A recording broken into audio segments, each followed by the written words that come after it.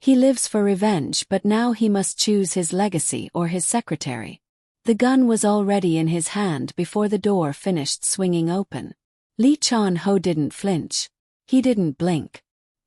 He stood in the center of the dimly lit warehouse on the edge of Mapo-gu. His white dress shirt open at the collar. His jaw tight.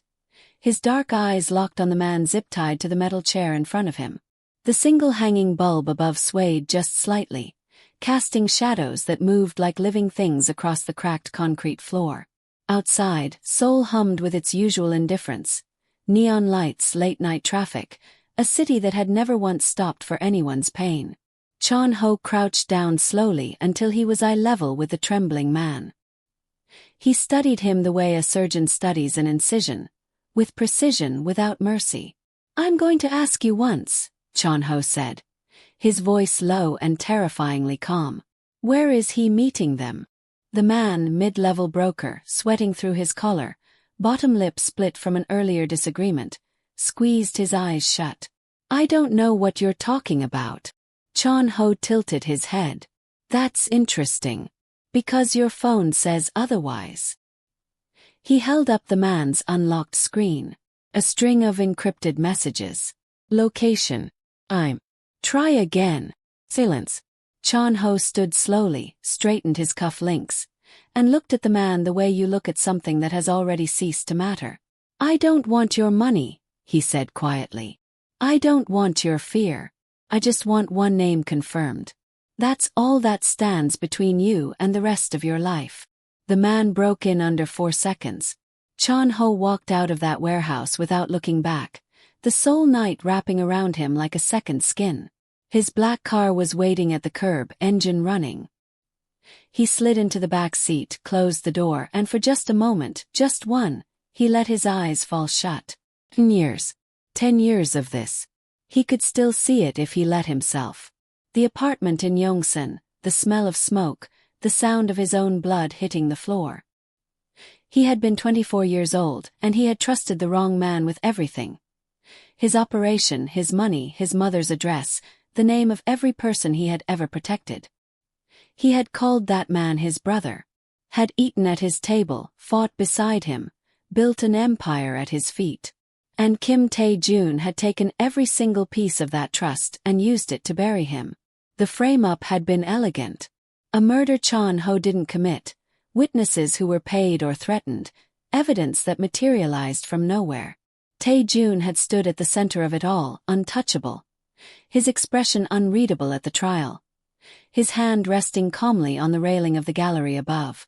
Chan-ho had looked up at him from the floor of that courtroom and understood, with cold and total clarity, that he had been a tool. Nothing more. He hadn't gone to prison. He'd disappeared instead. Into the underground, into debt, into survival. 3 years of nothing. Then slowly, methodically, piece by piece he had rebuilt. Not the same empire. Something sharper. Something that existed for one purpose only. He was going to destroy Kim Tae-jun. Not quickly. Not with a single bullet in a dark room. He was going to dismantle every wall the man had ever built, expose every crime he had ever buried, and make sure the world watched him fall. The file he had been compiling for 7 years sat in an encrypted server that only Chan-ho could access. Financial records, witness testimonies, shell company trails, intercepted communications. It was close. So close he could feel it in his chest every morning when he woke up. That low, steady pressure, like a clock that had been ticking since the night he nearly died. He just needed one more piece. His phone buzzed. He looked down. New hire confirmed. Ms. Sora Kwon reports Monday. All credentials verified. Chan-ho stared at the message for a moment, then slipped the phone into his pocket. He needed a new executive secretary. His last one had lasted 8 months before the pressure of working inside his orbit became too much. Happen. He didn't take it personally. He took nothing personally anymore, that was the point. Monday came gray and quiet. Sora arrived at exactly 8:47 a.m., 13 minutes before her scheduled start time, which Chan-ho noted without comment from behind his glass office wall. She wore a deep burgundy blazer over a black dress. Her natural hair pinned up with a kind of effortless precision that suggested she'd stopped trying to impress people long ago. She was young, early 20s, he guessed, with dark brown skin, sharp cheekbones, and eyes that moved across a room the way a camera does. Slowly, deliberately catching everything. She did not look nervous. That was the first thing he noticed. Most people who entered his building for the first time looked nervous. The architecture was designed for it. All obsidian and glass, high ceilings, the kind of silence that made your own heartbeat loud. But Sora stood at the reception desk with her bag over one shoulder, and her expression completely composed, answering the coordinator's questions in a low, even voice. Chon-ho watched her for 45 seconds, then went back to his documents. She was shown to her desk by 11. By noon she had reorganized his entire schedule for the week, flagged 3 redundant supplier contracts, and left a single handwritten note on his desk that read, "Your 3 p.m. has a conflict with the Busan call. I've moved it to 4:15 and notified both parties. Let me know if that doesn't work." No email. No digital trail. Just the note. Chon-ho read it twice. Then he picked up his pen and wrote back at the bottom. "It works." He slid it back across the desk without looking up. She picked it up without a word. The weeks that followed moved like a current. Steady, purposeful, pulling everything toward something Chon-ho could not yet name. Sora settled into the rhythm of his world with an ease that should have unsettled him more than it did. She learned quickly that he took his coffee black and too hot, that he didn't like being spoken to in the elevator, that when he went quiet in meetings it didn't mean he was lost. It meant he was 3 steps ahead and waiting for everyone else to catch up. She learned these things without being told. She simply watched, absorbed, adjusted. And Chon-ho, for the first time in years, found himself being watched by someone who didn't seem afraid of what they saw. He told himself it was useful. An efficient secretary was a weapon in its own right. Someone who could move through his world invisibly, manage the surface of things while he worked beneath it. He told himself that was all it was. That she was a function. Very effective one. What he didn't tell himself, what he refused to examine too closely, was that he noticed her. Not in the way men in his position usually noticed women, with appetite and entitlement. It was quieter than that. He noticed the way she paused before she spoke, like she was editing herself in real time. He noticed that she ate lunch alone at her desk every day, not out of loneliness but out of preference. She brought a book, always fiction, always something worn at the spine like she'd read it before. He noticed that she never once asked him a personal question, not even the small performative ones that people use to fill silence. She gave him his privacy as though she understood it was the most valuable thing he owned. 3 weeks in, Tae-jun's name surfaced in a wire transfer Chon-ho had been tracing through a Macau intermediary. The thread was thin but it was real, and it connected directly to a politician Chon-ho had been watching for 2 years. He spent 4 consecutive nights cross-referencing the data, surviving on black coffee and the particular electricity that comes from being close, genuinely close, to something you have bled for. On the 4th night, at just past 1 in the morning, he looked up from his desk and found Sora still at hers. He stood in his office doorway. "You should go home." She didn't look up from her screen. "I'm finishing the contract amendments you needed for Thursday. I'll be done in 20 minutes. It's 1 in the morning. I'm aware." He leaned against the doorframe and studied her for a moment. The office was empty except for them. All the overhead lights dimmed to the night setting, just the glow of their 2 screens in the dark. She looked younger like this, he thought. Softer at the edges. But her focus was absolute. Her fingers moving across the keyboard with quiet efficiency. "You're not scared of this place," he said. Came out less like a question than he intended. She looked up then. Her eyes met his across the room, steady and direct. "Should I be?" A long beat of silence stretched between them. Chon-ho felt something shift. Just slightly, just barely. Like a door opening a single inch somewhere deep inside a house that had been sealed for years. "Most people are," he said. "I'm not most people." She held his gaze for 1 more second, then looked back at her screen. 20 minutes, Mr. Lee." He went back to his desk. He did not examine the feeling that sat in his chest for the rest of that night. He categorized it the way he categorized everything. Filed it, locked it, moved on. What he didn't know, as he sat in that pool of lamplight reviewing wire transfers and building his case brick by careful brick, was that 40 minutes away, in a sleek high-rise in Gangnam-gu, Kim Tae-jun was leaning back in his leather chair with a glass of whiskey and a very particular smile on his face. "She's in?" he asked. The man across from him, narrow-faced, forgettable, the kind of person designed to disappear into rooms, nodded once. "Settled. He trusts her efficiency. Hasn't questioned the placement." Tae-jun swirled his glass slowly. He was 45 but looked younger, the way men do when they've never had to carry their own consequences. His suits were immaculate. His hands were clean. They had always been clean. That was the gift of having people like Chon Ho do the difficult things and people like this man clean up afterward. "Good," Tae-jun said. "Give her another 2 weeks to get deeper. I want the server location. Not the files, the location.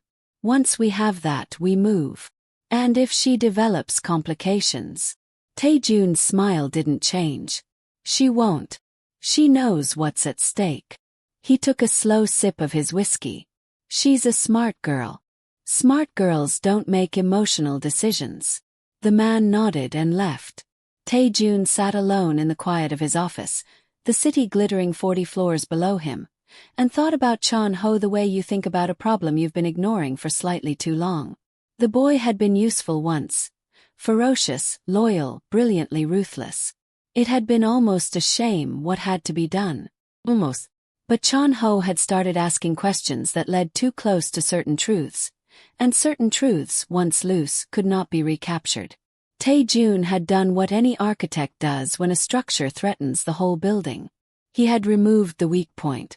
The fact that Chon Ho had survived was an inconvenience he was about to permanently correct.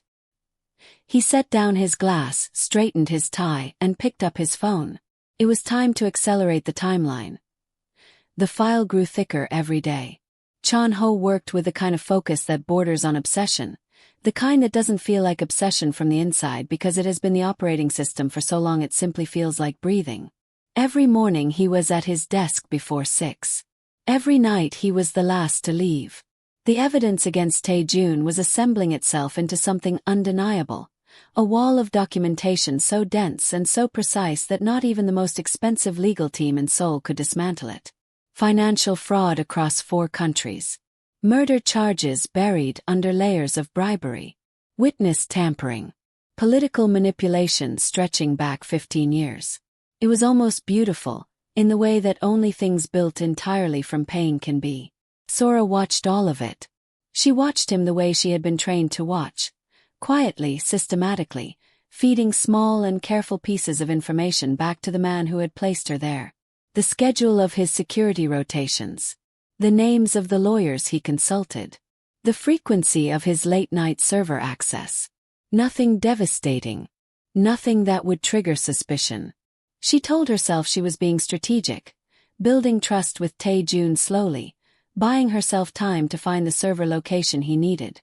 But the truth, which she was becoming less and less able to ignore, was that she was stalling. She had taken this job because she had no choice. That was the version of the story she had told herself from the beginning, and it was true enough to be functional. Tae-jun had leverage over her family, a debt her older brother had accumulated in a moment of desperation 3 years ago, the kind of debt that in Seoul's underworld didn't come with a payment plan. Came with a leash. Tae-jun had handed her the leash herself, in a quiet restaurant in Apgujeong, over tea she hadn't touched. "You're intelligent," he had told her. "You're invisible to men like Chon Ho. Young, foreign-educated, no criminal record, no known affiliations. You walk in, you find what I need, you walk out. Your brother's debt disappears. Simple." She had said yes because the alternative was watching her brother disappear instead. But nothing about this was simple anymore. She thought about this on a Tuesday evening in the 5th week, sitting at her desk long after the building had emptied, staring at a message from Tae-jun's intermediary that was 3 words and a deadline. Find it. Friday. She read it twice. Then she minimized the window and opened Chon Ho's calendar instead. He had a gap on Thursday evening. Unusual for him, most of his evenings were packed with calls and meetings. She had noticed over the past weeks that the gaps, when they appeared, meant something. He used them to access the server. She had never been able to confirm the location, but she had narrowed it down to somewhere within the building. A secondary system, separate from the main network, physically isolated. She knew that if she found it and passed the location to Tae-jun, it was over. Chon-ho's 7 years of work, every name, every document, every piece of testimony, gone. And Chon-ho himself, with his evidence destroyed and Tae-jun's legal team ready to reconstruct the old murder charge, would be gone not long after. She sat with that thought until it became unbearable. On Wednesday night he stayed late again. She stayed too, pretending to work, watching him from the corner of her eye as he moved through the office with that particular quality of silence he carried. Dense and deliberate, like a man who had learned to take up exactly the space he needed and no more. He paused at the window at one point, just stood there with his hands in his pockets, looking out at the city below. The lights of Seoul scattered across the dark like something broken and still glowing. She found herself walking toward him before she made the conscious decision to do it. She stopped a few feet away and looked out at the same view. Neither of them spoke for a moment. The silence between them had changed over the past weeks. It had lost its formality, become something more like the silence between people who have simply run out of the need to perform. "Do you ever get tired of it?" she asked quietly. He didn't look at her. "Of what?" "All of it." She kept her eyes on the city. The weight of it. Carrying something this heavy for this long. She could feel him considering whether to answer honestly or deflect. He had deflected every personal question for 5 weeks. It was his default, his architecture. Walls so well built you almost didn't notice they were walls. "The only thing that kept me alive," he said finally. His voice low, almost private, like he was saying it to the window rather than to her, "was knowing that one day he would have to look me in the eye and understand that I survived him." She felt the words land somewhere deep in her chest. "Not power?" she asked. "Not money. Just that moment. Just that moment." She turned to look at him then. He was still facing the window, his jaw set, his profile sharp against the city lights. He looked in that moment, not like a crime lord or a strategist or a man to be feared. He looked like someone who had been waiting for a very long time and was simply too disciplined to let himself feel how exhausted he was. "That's not revenge," she said softly. He turned to look at her. His eyes were dark and direct and closer than she expected. "What is it then?" She held his gaze. "Grief." The words sat between them like something exposed. Chon-ho said nothing. He just looked at her with an expression she had never seen on him before. Not cold, not calculating, not controlled. Just open. Just human. Just for a second. Then his phone buzzed and the wall came back up and he walked away. Sora stood at the window alone and made a decision she couldn't take back. She was not going to give Tae-jun the server location. Friday came like a verdict. Sora sat at her desk at 7 a.m., 1 hour before anyone else arrived, and stared at the blank message draft open on her secondary phone, the one Tae-jun's intermediary had given her, the one that existed for one purpose only. The deadline had passed at midnight. She had sent nothing. The intermediary had called twice. She had let it ring both times, sitting in her apartment in the dark, her brother's photograph on the nightstand beside her. Her hands completely still in her lap. She had made her choice. Now she had to live inside it. The office filled slowly. Phones rang. The day moved. Chon-ho arrived at 8 a.m. sharp, said nothing, went directly to his office and closed the door. Sora processed 3 contracts, rerouted a supplier dispute, and answered 14 emails. She did all of it with perfect composure while somewhere beneath her sternum a clock was counting down to something she couldn't stop. Came at 2 p.m. Chon-ho's head of security, a broad-shouldered man named Detective Park who had been with Chon-ho for 6 years and trusted no one on principle, appeared at her desk with the particular stillness of someone delivering controlled information. He set a single printed document in front of her without a word. She looked down at it. It was a security log. Access points, timestamps, flagged anomalies. Her name appeared 4 times, each entry corresponding to a late-night access of a restricted communication channel that her clearance level had no business touching. Not the server, she had never found the server. But the secondary network she had used to route information back to Tae-jun's intermediary had left a trace thin as a thread, and Chon-ho's security system had found it. She looked up. Detective Park was watching her with flat, professional eyes. "Mr. Lee will see you now," he said. The walk to Chon-ho's office was 32 steps. She counted them. She didn't know why.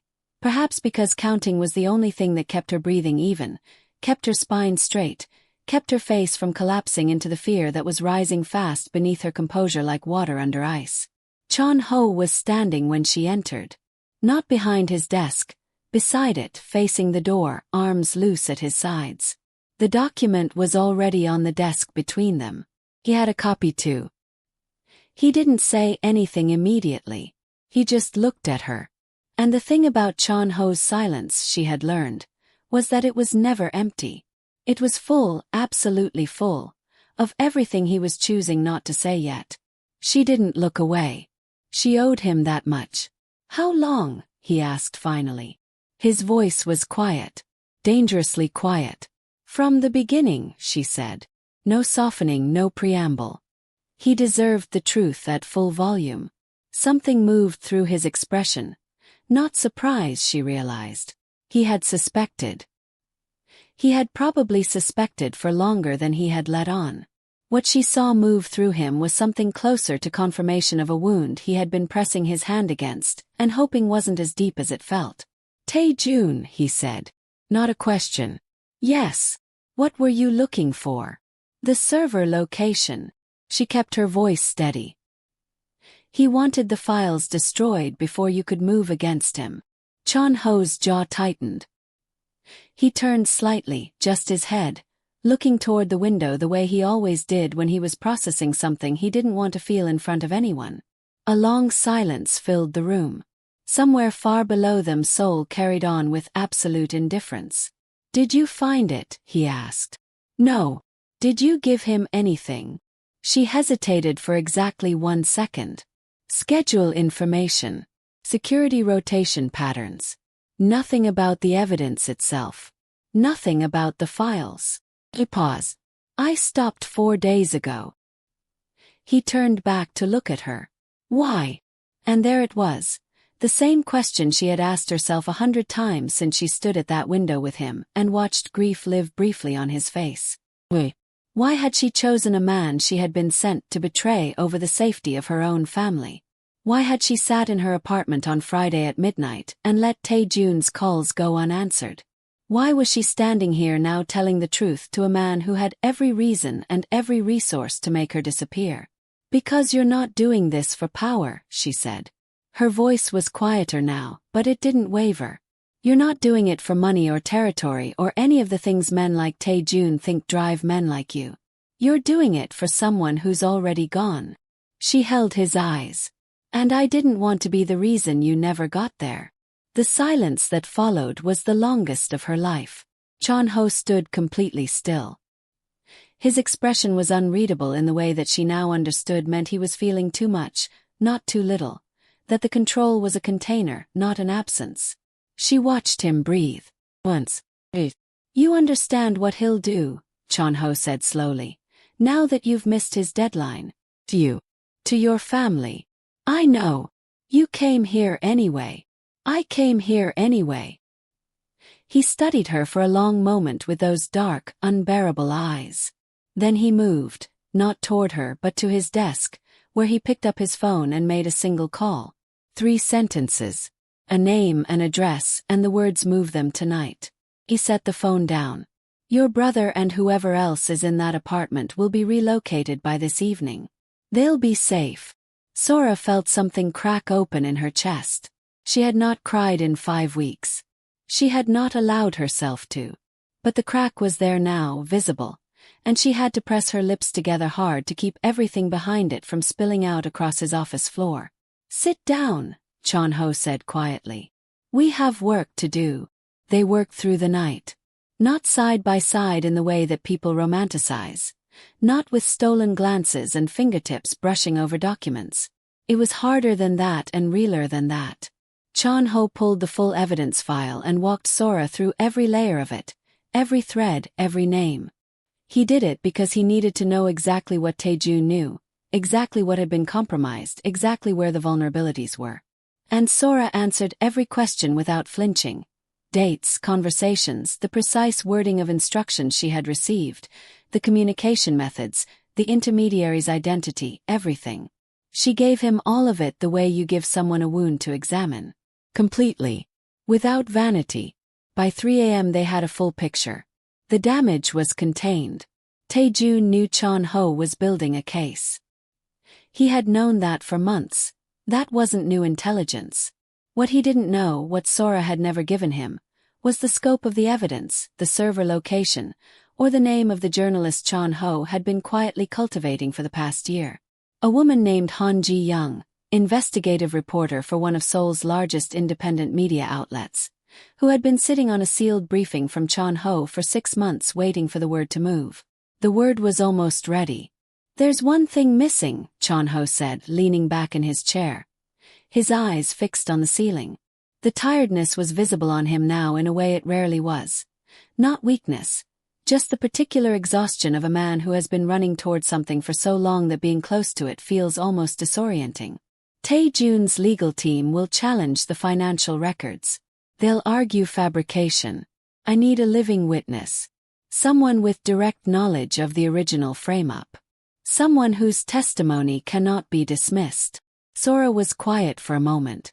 Then she said, "I have direct knowledge of his current operation. His instructions to me, the intermediary chain, the specific language he used about the murder charge. He referenced it directly. He told me if you ever rebuilt the case he had a team ready to reconstruct the evidence against you." He paused. "I'll testify." Chon-ho looked at her. "You understand what that means. You'll be exposed. Your face, your name, your involvement. I understand. He will come after you. I know." She met his eyes steadily across the desk. "But you said it yourself.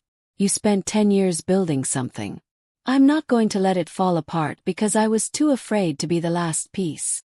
The room was very still. Outside, Seoul was in that strange suspended hour before dawn when the city holds its breath between the end of night and the beginning of everything else. Chon-ho looked at Sora across the wreckage of documents and coffee cups and 7 years of carefully assembled truth, and something in his chest that had been clenched for a very long time.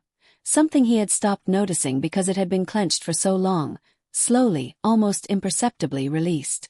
He picked up his phone and sent a single message to Han Ji-young, "Tomorrow. Bring everything." Then he looked at Sora. "Go home and sleep. Be back here at 9.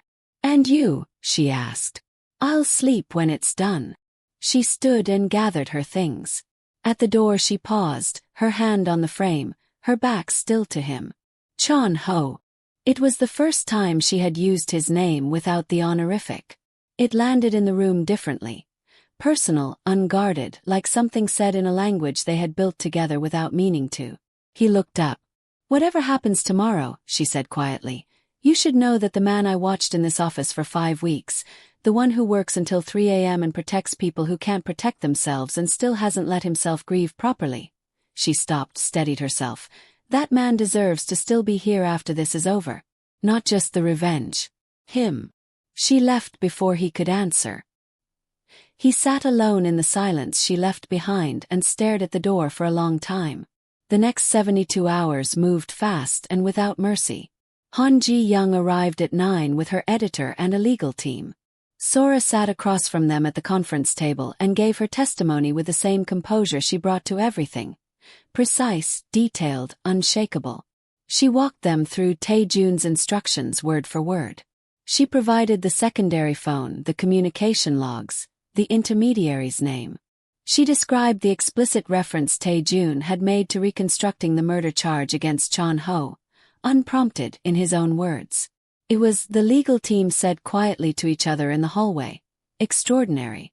Chon Ho watched through the glass wall of his office and felt something he had no clean name for settle across his shoulders like weather changing. The story broke on a Thursday morning. Not a leak, not a rumor.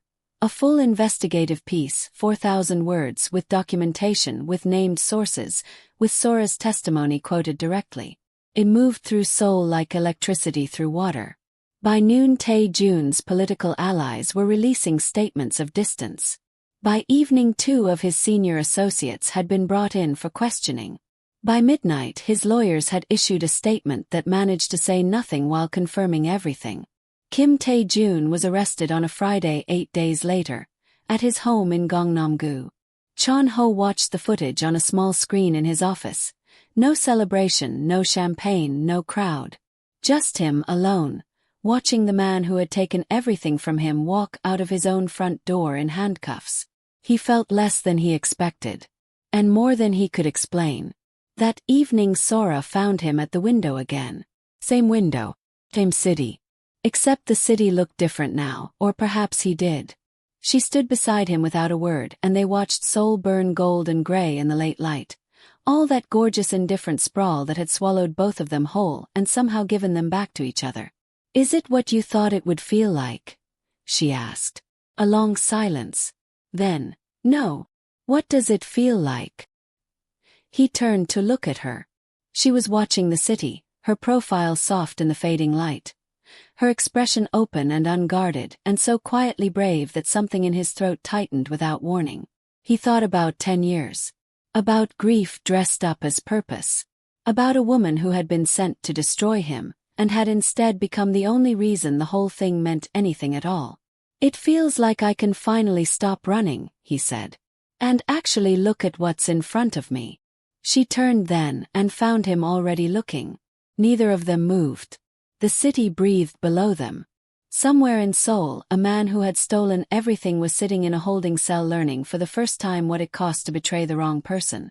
And up here, 40 floors above all of it, Lee Chon-ho stood at a window with a woman who had walked into his world as a weapon and stayed as something else entirely. Something he hadn't planned for, hadn't built walls against, hadn't known he needed until the night she called his grief by its real name. "He took everything from me," Chon-ho said quietly. "You gave me something he never could have." She waited. A reason to still be here. The last of the evening light fell across them both and Seoul carried on below, relentless and glittering and completely unbothered, the way cities always are when something quietly extraordinary happens inside them. He reached out and took her hand. She let him. And that was enough. For now it was everything.